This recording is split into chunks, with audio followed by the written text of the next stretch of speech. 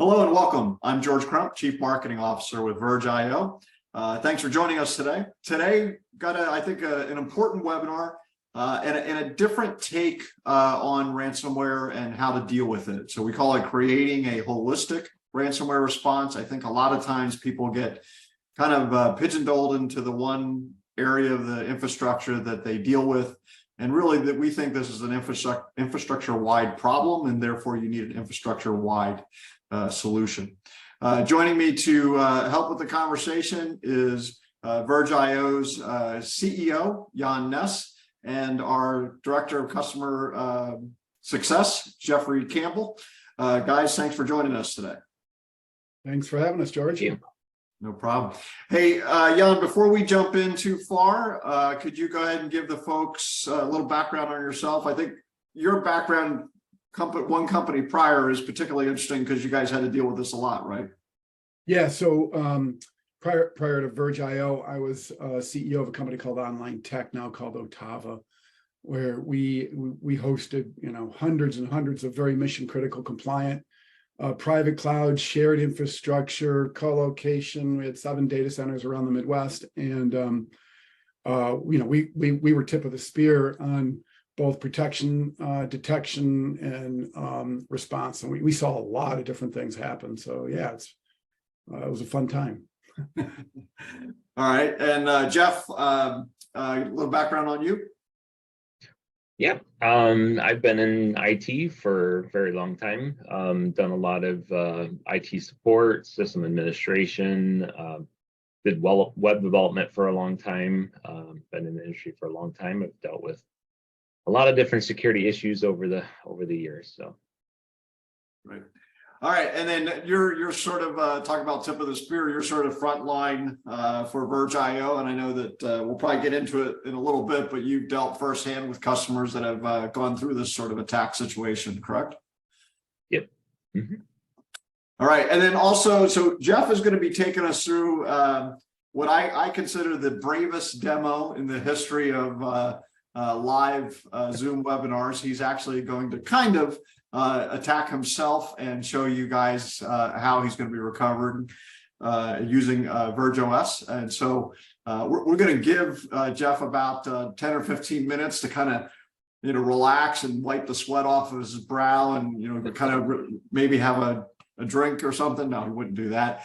But he will be able to answer questions. So as Jan and I go through the response strategy, he'll be able to answer questions in real time for you. So feel free to use that Q&A button, and we'll go from there. All right, so let's jump into it.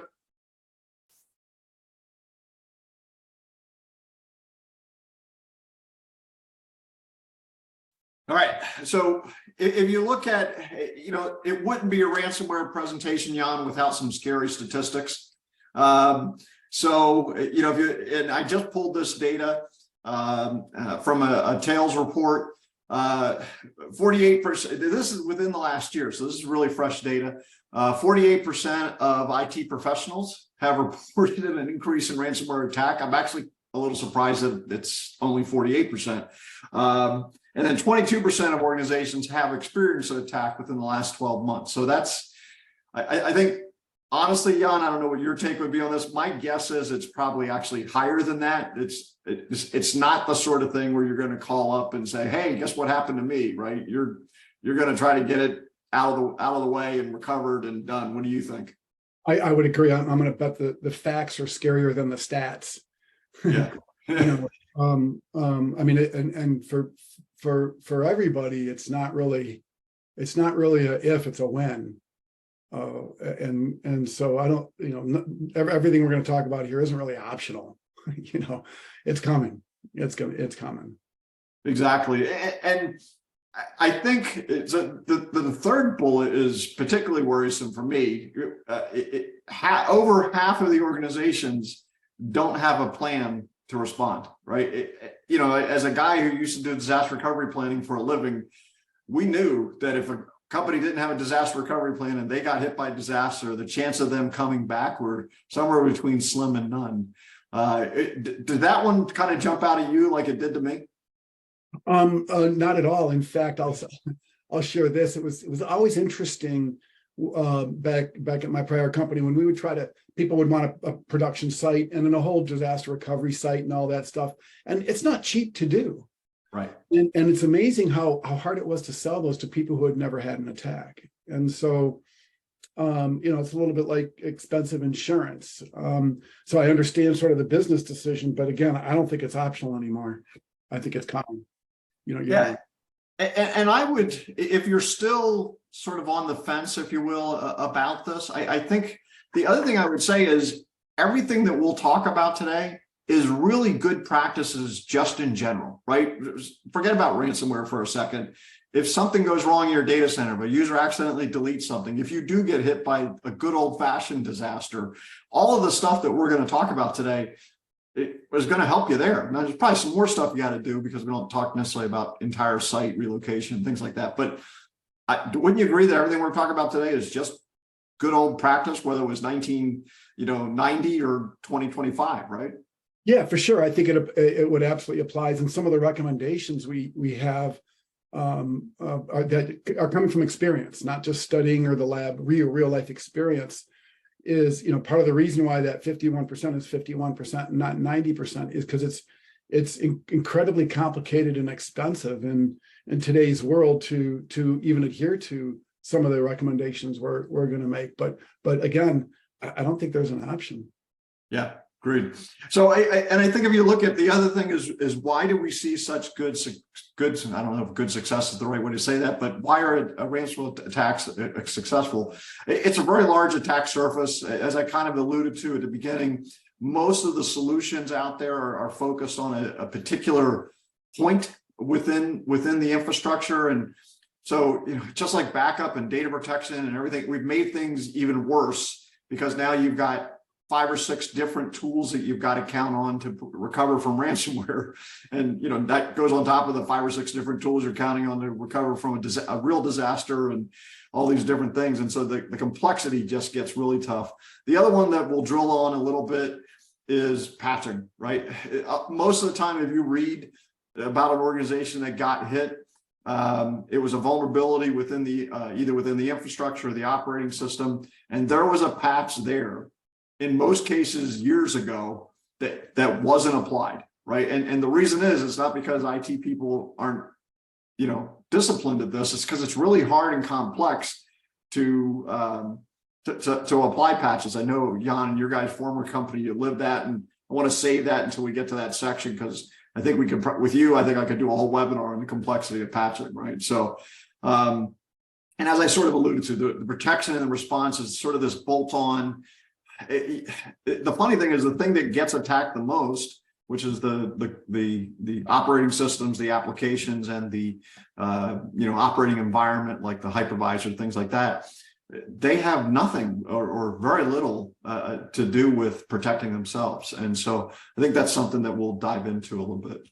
But let's start here. I think it really starts with a strong foundation, right? And to be clear, we don't do this, but for the first bullet, but you should look for things that can at least keep let's call it the low-hanging fruit or the easy stuff out.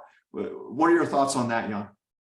Yeah, so I mean, that sort of goes without saying. You got to have some kind of prevention solution, right? And there's a number of ways to do that. By the way, some of those solutions aren't technology, but policy, procedure, and process. So, prevention kind of is in itself kind of a holistic thing. You sort of need to step back and who has access to what, how, where, and when, such that you create sort of the open door that allows the bad actor to walk into your environment. But none of them are perfect. They're even the best prevention on the planet. And this bears out in companies' SLAs, right? There's still a chance that you're gonna get compromised. Exactly. The other one, and so you've got the next 2 hours to go through this in detail, Jan. But patching, I know that was a bane of your existence at your former company, right? Yeah, just the word patching makes my hair hurt, George. I'm serious. So when your traditional stack, because companies run workloads, they don't run virtual machines. They got an application they got to run, and so the challenge is they have to assemble all these parts in order so they have a platform for that application to run. And if you think about the number of parts you have to assemble and a patch schedule for each part, the math kind of works like this. If you only have 2 parts, you only have one potential patch issue, because you could have you patch system A and you patch system B, and you need to make sure they don't have any effect on each other, and you need to do them in the right sequence. Well, it goes up exponentially. I think the math is, if you have 7, it's 7 factorial, which means it's 7 times 6 times 5 times 4 times 3 times 2 different interactions that could happen between any 2 patches, and it actually gets pretty hairy, and it gets so hairy. There's 2 problems that boil up in reality with patching. It gets so hairy that you're kind of afraid to do it, because you can get halfway through a complex patch schedule and something doesn't work and you have to undo all of it. And the second challenge with patching is it's very difficult to test them. So we used to take patches, and we had basically a small data center that was like our lab. And we would, hey, a new patch from, pick your storage, your hypervisor, your networking, your orchestration, whatever you were using, your log monitoring, whatever tool you were using, and try to patch it there. But it's not an exact clone of your environment. And so we know companies that are 7 by 24, 365, they just cannot have anything not run. And so it's very difficult for them to actually test a patch, and very, very risky if they can't. And we think the way to simplify patching isn't to buy yet another tool to manage patching, because you'd have to patch that someday, right? And you just went from 7 factorial to 8 factorial. That's a big number. Is you got to try to find an architecture that has the power of as few things as possible. So ideally you're only patching one thing. And think about how much simpler that life would be if there's just one thing to patch. And so finding platforms that have a lower N to their stack is one of the best ways to simplify patching. Perfect.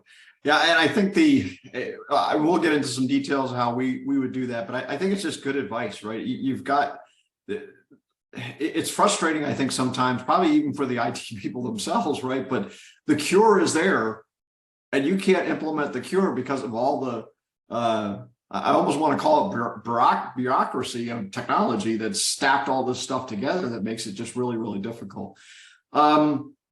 So when we talk about hardening the operating environment, to me that's 2 or 3 things, right? It's the operating systems themselves, which I don't know if anybody can really do much with those. It's the infrastructure components, like the software that runs on a switch, the software that runs on your storage system, and the hypervisor, right? And I think that with the right infrastructure solution, those are components that those companies should be able to control and provide to their customers. Is that a fair demand, if you will? Yeah, I think obviously it is, and it's not unlike the patching problem. The more critical pieces you have that make up your infrastructure, the harder it is to harden it, right? And because you need to make sure each one are following some standard hardening kind of practices. Things like in our world, the way we see it is you want to run as in-memory firmware, and you want to make sure that whatever level of encapsulation you're doing, so your VMware hypervisor ESXi, your level of encapsulation is the virtual machine. If you're a software-defined network, NSX, your level of encapsulation is your local network. Whatever level of encapsulation you're doing, if you're going to have multiple instances of that, they should be entirely independent in memory, loaded separately, as if they each had their own memory space and knew nothing about the other software-defined networks, for example, or the other VMs. And otherwise, if you have that one underlying thing that can see everything above you and below you, that is a really, really risky sort of that's a very, very mission critical place you've got to protect. And so the way we think of it is, if you can encapsulate the entire virtual data center, which tools like ours and vCenters and other allow you to do, you should be running each one of those as their own instance of the firmware in memory. That's the level of sort of hardening that we would expect to see and suggest you look for. Okay. So the next one, I think, what's interesting, I think there's parts of this presentation, like the one we just went through, that I've not heard a lot of people spend a lot of time on. Like I don't hear anybody talking about dealing with patching when it talks about ransomware, which drives me, you said the hair on your head hurts. It drives me insane because literally in most cases, the cure has already been out there, at least for weeks, if not months, right? And hardening the environment, same thing. Now, the next one we're going to get to, I think we've spent maybe even too much time talking about, right? Because this is, it shouldn't be this hard, frankly. And my fear is the way the things go from one thing to many things to many, many, many things. We've got this sort of Hydra effect going on in the data center. And now we've got a whole nother branch of data protection solutions just for ransomware. So you got one just for backup, you probably got one just for retention, you might have one just for disaster recovery, and now you're going to spin up a whole nother set of plates just for ransomware protection. At some point, the whole thing's just going to fall apart. And so I think what we really got to look at is that second bullet there is really coming up with ways to consolidate protection tools into sort of a single environment. What are your thoughts here, Jan? Yeah, so I would say, if you add yet another piece of technology to help manage ransomware, and you don't take a holistic view of data protection, I would say, from anything, from backups, from fire, from ransomware, from whatever, and it's another bolt-on, well, you got another thing to patch, and you got another thing that could possibly be an attack vector. And so I think we're better off taking a look at underlying architecture and say, is there a better architecture? Is there a better way to handle and manage data such that you sort of have this universal inline baked-in capability of data resilience? And ransomware is just one of the things that can happen. And it's very difficult to pull off without sort of re-architecting the whole thing. But we think it can happen. Yeah, and the other thing I want to kind of dive into is because a lot of people look at snapshots as sort of the magic bullet, and I think the concern with snapshots is the complexity of that technology, if you will, that you're building again, kind of in software, another tree of metadata that's totally dependent on each other. What are some of the concerns that you would see with counting on snapshots?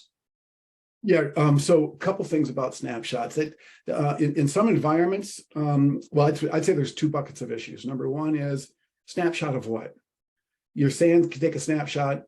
You can take a snapshot of your firewall. You can take a snapshot of how your orchestration tool is set up, and so you can end up with in order to recover, you want to rely on snapshots. You need 4 or 5 of them, and you need to make sure that they're all synchronized at the same time, right? That you did them all at the same time. You kind of have to, put all the pieces back together again and recreate an as-of environment from a collection of, elements, which is complicated, difficult, and takes a long time. The other problem with snapshots is the way they're traditionally done. They're a pretty big performance hit and or a storage hit. Because of very often just because of the metadata, and then the way snapshots are done, trying to recreate an environment from a snapshot a month ago, or trying to delete a few snapshots to save some storage gets actually very, very complicated because of the way data is put together when you want to use that snapshot. And so we prefer what we call it a cloning technology. You're better off cloning things and have an exact as of copy of the entire workload stack, firewall down to tiers of storage and orchestration and automation and recipes and everything in one single place. And it's an actual clone that you can pick up and restart or move. So we think snapshots aren't really quite the tool to use for this. Yeah, I would totally agree with that. All right, so let's talk about detection, and again, so this is an area where I think that we don't spend enough time talking about this. The way to find out that I asked a guy, this was right before I left Storage Switzerland, who he had gotten attacked. It was a complete, total encryption of the environment. And I said, how did you find out you're under attack? He goes, all my users started calling me. That is not the alert mechanism you want, right? So I think detecting anomalies, and this is something that Jeff is going to show in the demo, detecting anomalies quickly has a lot of value to it. You want to talk to some of the advantages of being able to detect these things quickly?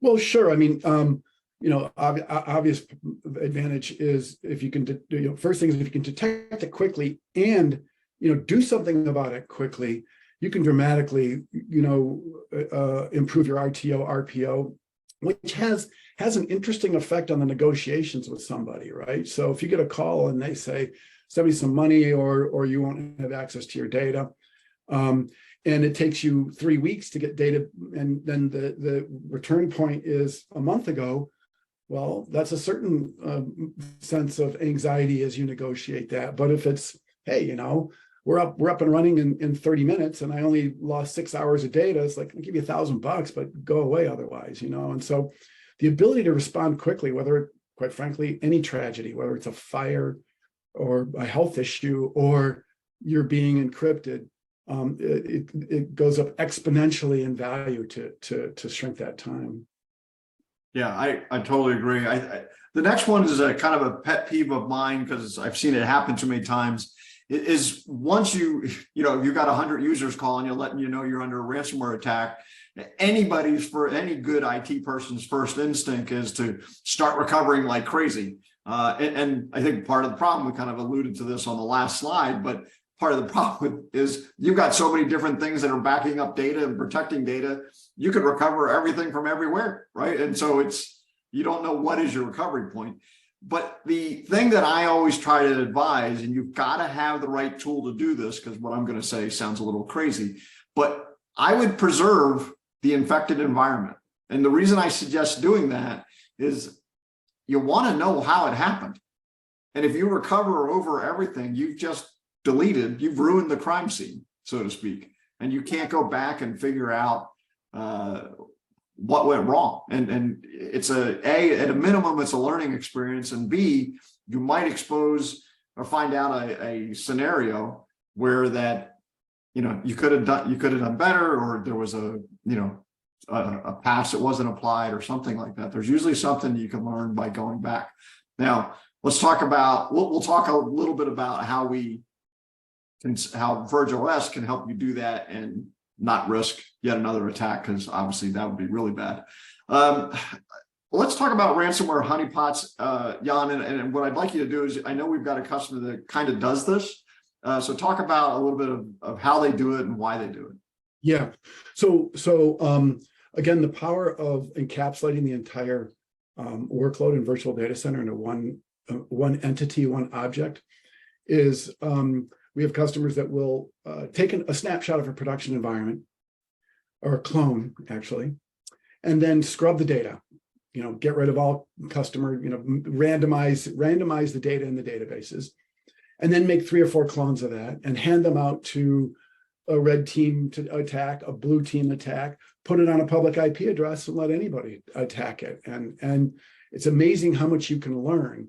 This is actually pretty sophisticated function. This is obviously not the first things you fund. You fund all the things we've talked about earlier first, but the really sophisticated companies, if you have a tool that allows you to work sort of at the level of the entire virtual data center, not just at all these atomic components, all of a sudden things like this become actually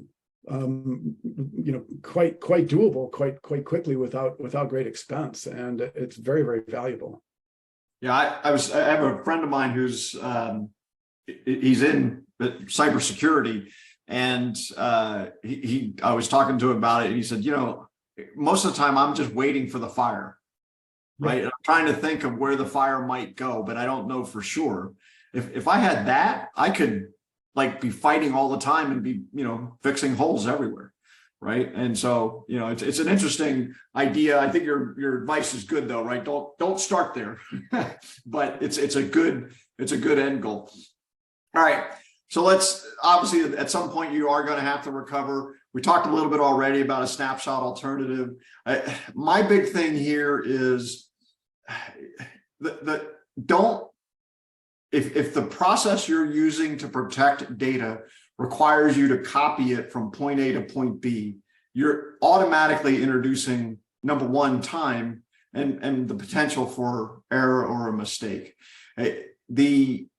What you want to be able to do is mount as quickly as possible, and with the alert detection, you can get there to a known good copy and know which one you need to mount very, very quickly. And the advantage of mounting is you're there. You don't have to move data. You don't have to copy anything. You don't have to, you're ready to go, right? And so there's a huge advantage of that. What are your thoughts on this set of advice, Jan?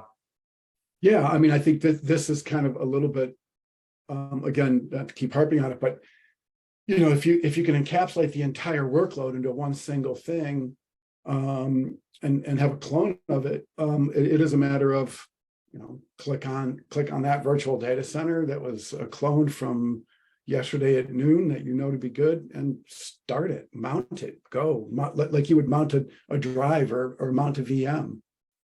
We think it's the level of encapsulation that creates so many of the challenges we've talked about earlier. Yeah, and so what I want to do next is, so we've sort of hinted at it. Jan and I both wanted to make this first part of the presentation stuff that you could do even if you don't buy Verge OS. We don't want you to get attacked by ransomware any more than anybody else does. So a couple things. So I'm going to ask you to take the folks through what we do, right? Quickly, so that we have time to have Jeff do his demo.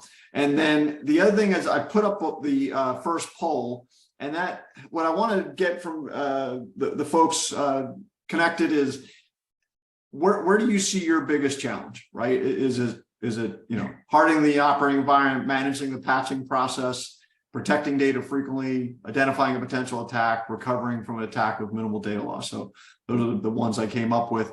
And so I'll leave that open. And Jan, I'll let you take them quickly through sort of what makes us different.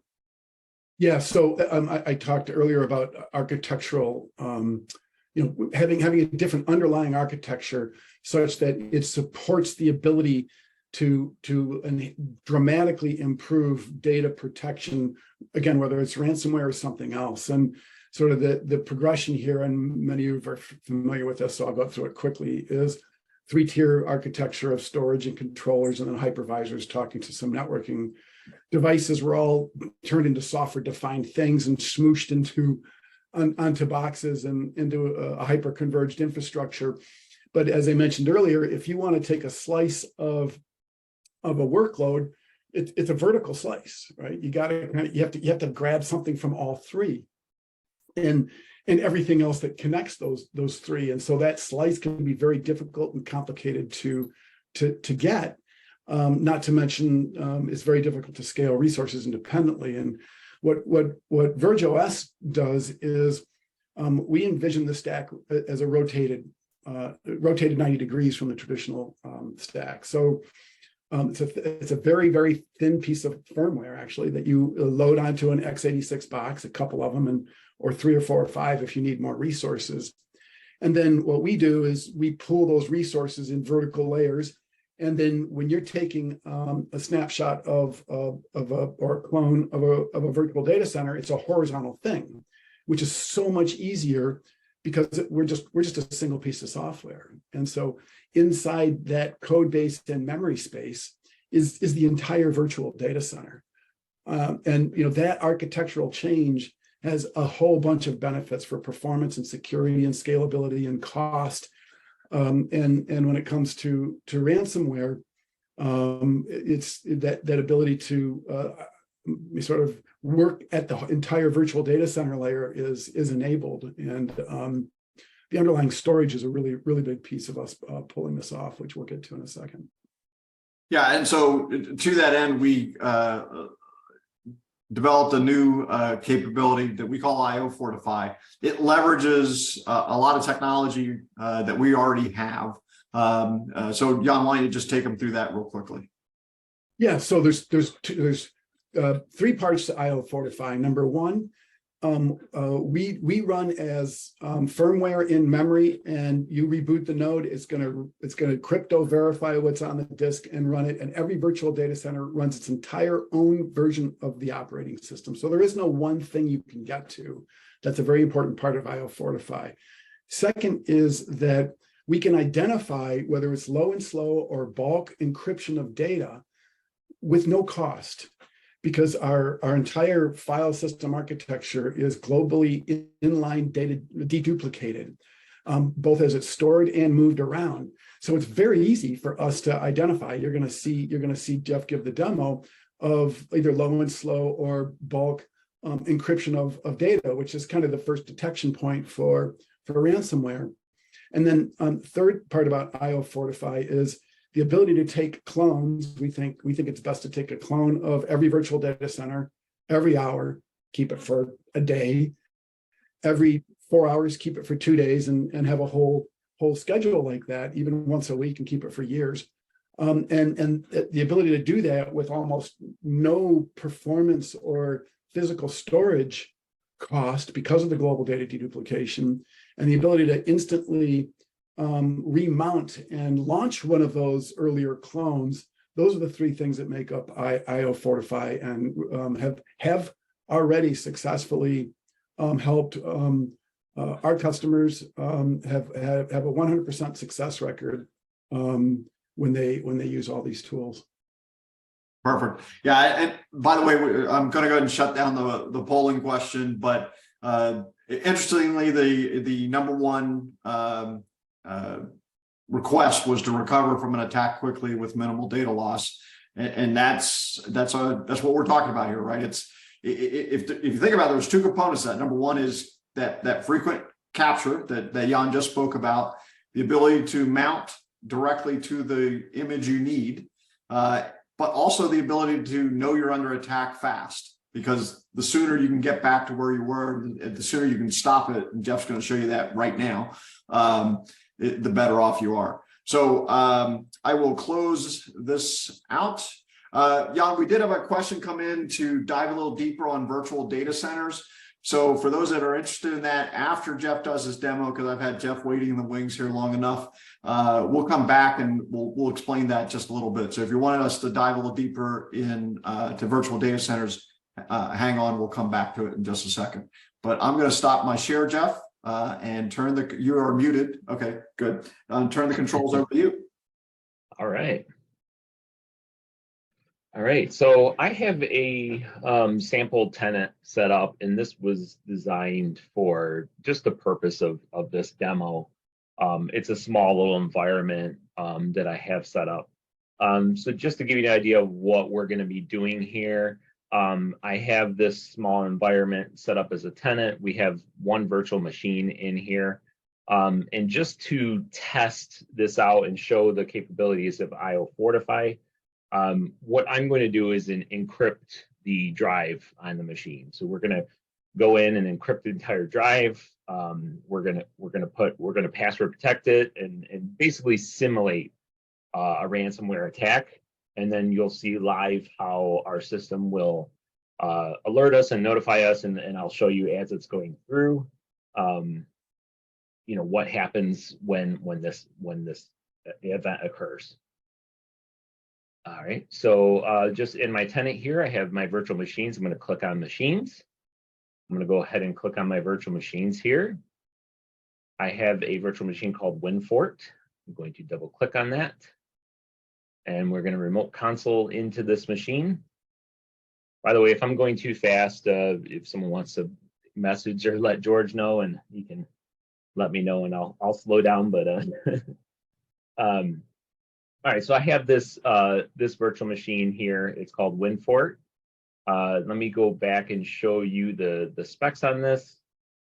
We have a 4 gigabytes of RAM, dual core setup here. If we scroll down to the storage section here, I have 1 disk and a CD-ROM. The disk is currently sitting at about 15 gigabytes of data. So that's our current state of this virtual machine. So I'm going to go in and remote console in. I'm going to go ahead and start the process of encrypting the drive using BitLocker. So Jeff, interesting choice in BitLocker. Is there a reason for that? Yeah, mostly because of simplicity. It's built into Windows servers. So it's just a service you just install on the machine. And this is just for simulation purposes. It's just encrypting. Like normally you would do this to protect yourself. I'm doing it to show how, like, if someone did come in and use ransomware, typically they would encrypt the drives and hold you hostage. So I'm going to go ahead and use BitLocker for that because it's already set up in Windows. Well, and I think if I recall right, the other interesting part of it is that because some tools will measure growth, BitLocker is going to do its work without actually growing its capacity, the capacity that the virtual machine appears it has, right? Yeah, there's some small overhead for encrypting your drive, but for the most part, it will not grow that much.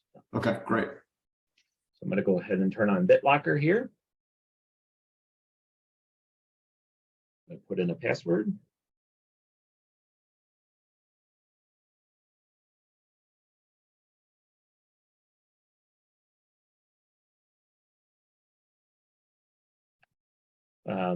All right, it's just asking me to save my recovery key, which normally you would put this on a USB. I'm just going to go ahead and print it just so I can move on here.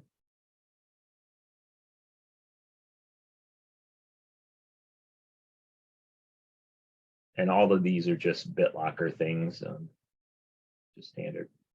All right, so it's asking me to reboot the machine.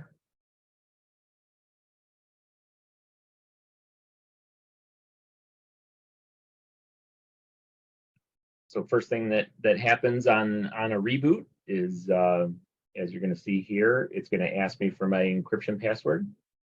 So at this point, my drive is encrypted. Normally, I wouldn't have the password to continue on, and this is the point where you've been ransomwared and the user is freaking out. I do have the password, so in the purpose of this test, I'm going to go ahead and log in because it doesn't actually start encrypting just in this scenario until I log in here.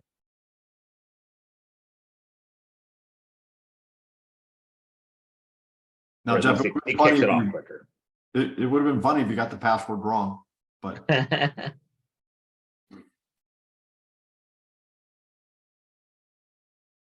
So now BitLocker is going to go do its thing and start encrypting files, right? Yep. So BitLocker is going to start encrypting files. We can see here, I'm going to go over to my virtual machine. You could see here that the drive has already started growing and we're getting some read and writes already. One key indicator of a ransomware attack would be, a lot of read and writes at the same time. Typically your drives will be reading and then writing randomly. When it does it at the exact same time at the same rate, most likely you're being encrypted. So you can see here our reading rate is starting to pick up. And there we go. I believe it's really going now. So I do want to show if I go to my home here, in our storage for this tenant, you can see here we have a 100 gigabyte. This is just a small tenant. We're at 54% usage right now. But as this drive is encrypting, we will start to see this number grow. I'm going to go ahead and click on history here. so we can get an idea. All right. So we'll start to see this grow as the drive's encrypted. It might take a bit to go through and start encrypting.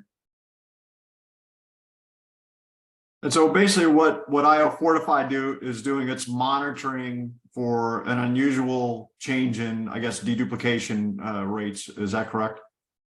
That's correct. So yep, due to our deduplication, the files have not changed, right? They're the same files. It's the same drive. All we did was encrypt them, right? But because of our deduplication, if you encrypt the data, it's considered unique because of the encryption. It makes that data unique. So essentially, our storage will grow at the size of the hard drive that's on this machine. The entire thing isn't being encrypted. So we had a 15 gigabyte drive, so it should grow roughly 15 gigabytes because there's zero deduplication once your drive's encrypted. Gotcha. All right, I'm gonna take a look here. And then once it hits a trigger, obviously you want some room for normal growth, I would assume. So you can see it's that usage stat is really starting to grow now. It just shot up to 60%. Yep, and this is where you see your abnormal growth. And in a minute here, we'll see the real spike, because I mean we had like 50 something gigabytes before, and it should grow by 15 gigabytes. So that's a decent percentage. Yeah. And then you'll get an alert when it gets to the point where the software starts thinking, okay, this doesn't seem right. Yep, I actually just got that. Okay. Let me That show was you. not scripted. That actually just accidentally happened. So here's the email I just got for my RO Fortify that there's a possible threat has been detected. So the system saw that my storage is growing and and detected that there's a possible threat. So here's our notification, and it'll keep growing here as you see. Click on. There it goes. There it jumped again. So if we click on our history, we can see the last usage here. And so we got zoom in some more. So we got a decent spike in our, if you see here, this is the blue line is our use percentage. And then the oranges are inflated. So you can see here that the storage did not grow. We're still using the same amount of storage, you know, and the inflated numbers. So these are non-deduplicated. Yet our use percentage went up because we can no longer deduplicate those 15 gigabytes. And I think it's important to know that you had to zoom in, and that's how sensitive you can make the tool, yes, so you can detect quickly that something is amiss. Right now, normally, right, if you get this alert, you wouldn't be casual and just dismiss it and go look at it. You would probably want to. I would assume one of two things are going to happen. Number one, you're going to go, oh yeah, Bob is loading a new data set. That's fine, and dismiss it. Or B, you don't think anybody's supposed to be doing anything, and you're probably going to stop that VM real quick, right? Right. So in here, I can see that we're almost at 70%. We started at 50 something, 55 before, and now we've been increasing our utilization steadily. So I'm going to go in and see what could possibly be happening. I'm going to go to my only machine that's running. And the first thing, I would do is probably connect to it. I've already logged in, but you would come here and see, oh, it's encrypted. I can't access it. So I need to restore this VM because something happened to it. I can't get in. It's got a password, and the entire drive has been ransomware. So easy, very easy to do on our stuff. We go to our snapshots and click on snapshots. And so basically what we're going to do is grab a snapshot from before the event. So what you would do is go in and you can see from our storage history here that the event started around, it looks like, get better. So it looks like it started about, so June 22nd at 13:35. So we have this machine set up on a hourly snapshot. So we will want to roll back to the most recent snapshot, which would be from 1300. So we have a snapshot here. And so normally, so in this instance, I'm going to just restore over the source. And I'm only doing that because I want to show how quickly the storage goes back to where it was. Normally, like we talked about earlier, we would want to have some forensics done on this, right? We would want to dig in and see what might have happened, and maybe take a look at the data before, and maybe see if there's any data we could have lost or or recovered. So normally I wouldn't restore over it. I would probably make another snapshot and save it as crypto locked or ransomware. And that way you can use that and actually create another VM off of it. You can encapsulate it, put it in its own separate environment that can't affect anybody, do your forensics, and then continue on. I'm not going to do that in this case because I do want to show, that the storage goes back down to normal. But Jeff, I want to say you made the forensic side of me very happy. I'm smiling with you. So Yeah. well, go ahead. Go ahead. All right, so I'm going to quickly restore over our source here because I actually want to restore over it, write it right over it. Actually, you know what? I'm sorry. Before I do that, I'm going to go ahead and just kill the machine. It's gonna air out if I don't. So I'm going to just kill power to it. I know it's in a bad state. I'm going to say yes to kill the power. And it's going to shut down. There you go. All right, and then we're going to go to our snapshots. And that might be something you would do in your disaster recovery. One of the first steps might be, let's shut it off. I know there's something wrong with it. Let's kill it, and then we can restore it. Jeff, I had a question just come in real quick. Why are some of them red and some of them green on the right there? Oh, sure, yeah. So these are your snapshots. If they're these are hourlies, so typically you would have them expire after a few hours. It looks like I have like a 8 or a 10-hour schedule. When it's red, it just means that it's going to be expiring soon. Okay. Gotcha. And you can see the ones on top are ones that I took when I was creating this VM. I set them to never expire, so they're always green. And then you can see there's one here. I did a manual one today that has a 7-day expiration date. So that's Gotcha. green because it's nowhere near its expiration. But that's a very good point because in your path to recovery, let's say you have an hourly that expires in an hour, or let's say this is the one you needed and it stops in 10 minutes, right?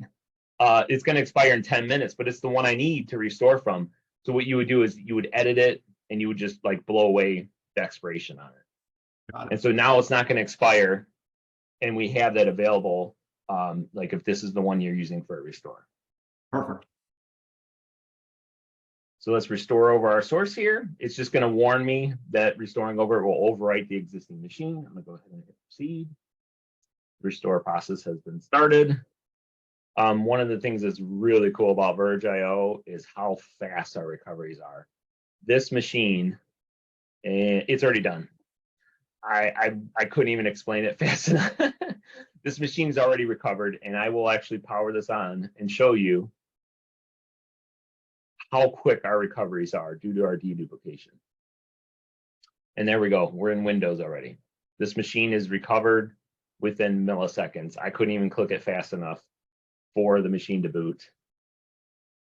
And you can see here, it didn't ask me for an encryption password. So we're back to our state as we were an hour ago.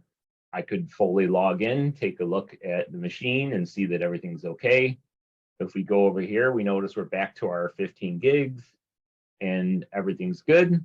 If we go back to our home page and back to our storage, you can see here we're back down to 54%. And you can see in our usage history that we had this little bump here where we got encrypted, and then we fixed it and it went away. So Perfect. we are all back to normal here. So Jeff, I got a couple of questions coming in about the demo, so I want you to hang tight on that screen for a minute. Sure. Before people run out of time, I want to go ahead and launch one last poll.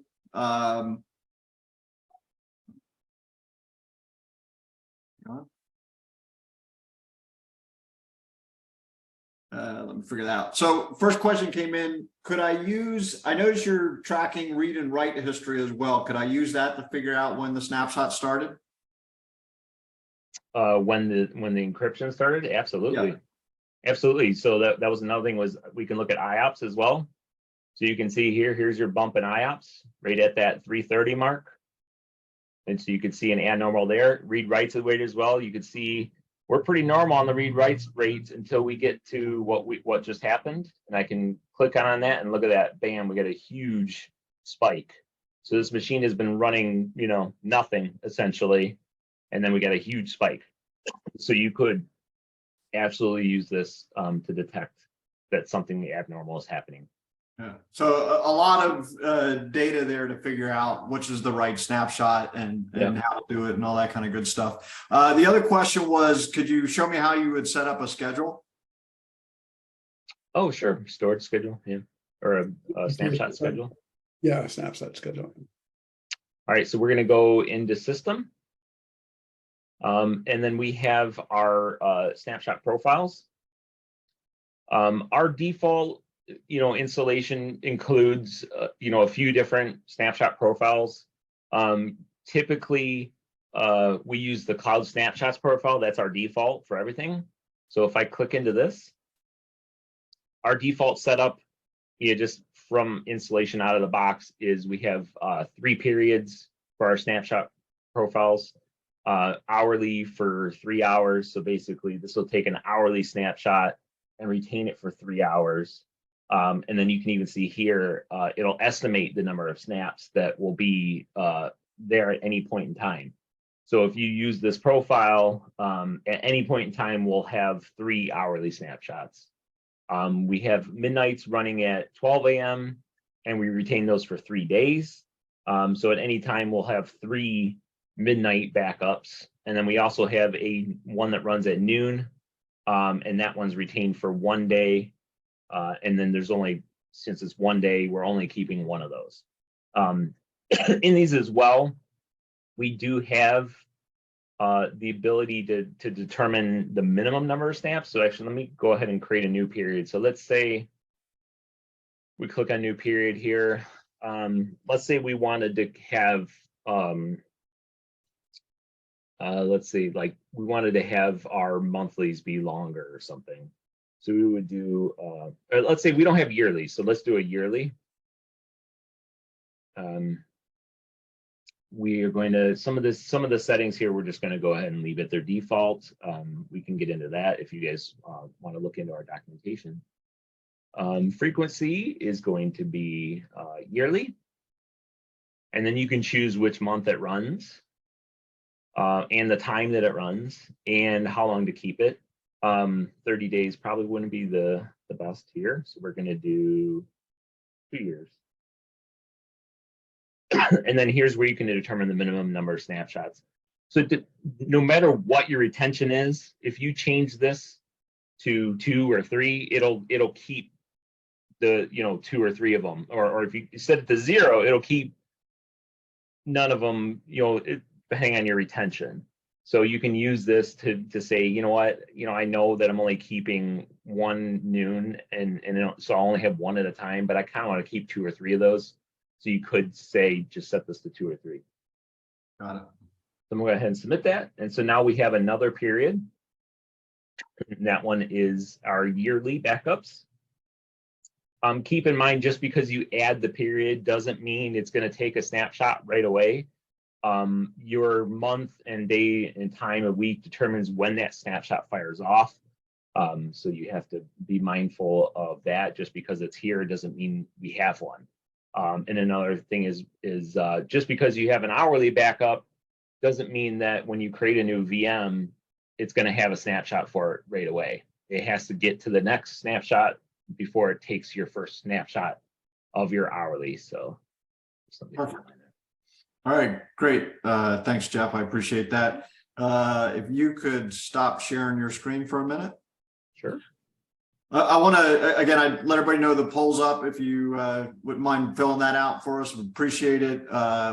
And we're almost at the top of the hour, but I did want to dive in just for a couple of minutes on virtual data centers and why we think they're so powerful. But if you guys got to run to other meetings, totally get that as well. Jan, I pulled up, I know you're going to recognize this slide just a little bit, but I pulled this up just so we can sort of take folks through it quickly. Yeah. And so what I've got here is sort of our ultra converged infrastructure. I do want to highlight one thing here real quickly before we jump into virtual data centers. Another real power of our product is the ability to use nodes of different types. And so if you kind of look at my pictures there, I've got a set of Intel base nodes. I've got another set of AMD base nodes. The Intel nodes have flash and hard disk drives in them. The AMD nodes, and by the way, that's not a requirement, but the AMD nodes are all flash. So you can mix processor types, storage types, media types, everything into this one configuration, if you will, all managed by Verge OS.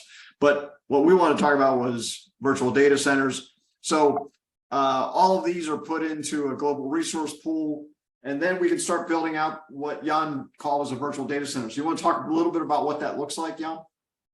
Yeah, so like imagine 4 racks inside of a data center with a router, firewall, compute platform, storage platform, internal networking, external networking, log monitoring, intrusion detection, DR backup, your orchestration tools, your security profiles, and your entire taxonomy around groups and users.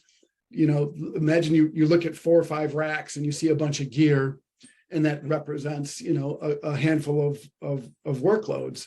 To me, that is a virtual data center. You want to be able to take everything in those 4 or 5 racks and turn it into like a supercharged VMDK file.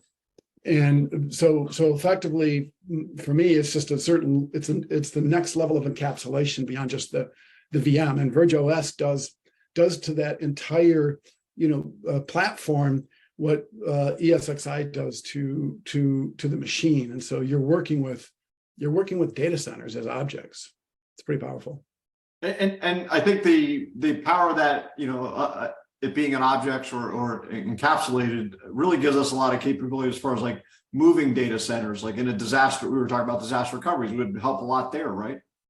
Yeah. So a data center to us, again, it's kind of like a VMDK file. You can pick it up, you can drop it into another virtual installation, even lifting the public IP address and BGP and whatever you're using there, and drop it on a Verge OS installation and run it. And in fact, they're so encapsulated, they on the same cluster of hardware as you have there on the right, you can have 20 or 30 virtual data centers. In fact, we have one customer with 60 nodes, and they have 2,100 virtual data centers. And you can nest these things. So they have a tenant that houses all of their HIPAA compliant tenants, and inside that are sub-virtual data centers. And inside those sub-virtual data are sub-virtual data centers. So this whole tree-like architecture, and each virtual data center doesn't know anything about its sibling or its parent. It only knows about itself, what's inside it, and any virtual data center subtenant it may create. And each of these run their own copy of the OS in memory. So there is no central like control thing that's running everything. Right, and that gets into the firmware description that you were talking about, and how these things are hardened in that way, correct? Yes. Perfect. All right, well, it is now officially the top of the hour. So I want to thank everybody for joining us today on the webinar. If you have any further questions, certainly can reach out to us through the website, or most of you should have probably my email address. So feel free to respond to me there. And again, have a great day, Jeff. Jan, thanks for your help. Jeff, thanks for man, you got some guts, man. So I appreciate you. No problem. Of course, I I don't guess have you to worry don't, with right? Because you Verge. know you're running Verge OS. You were never worried, right? Yep, I wasn't worried. All right, everybody have a great day. Thank you very much. Thanks, everybody. Thank Bye. you.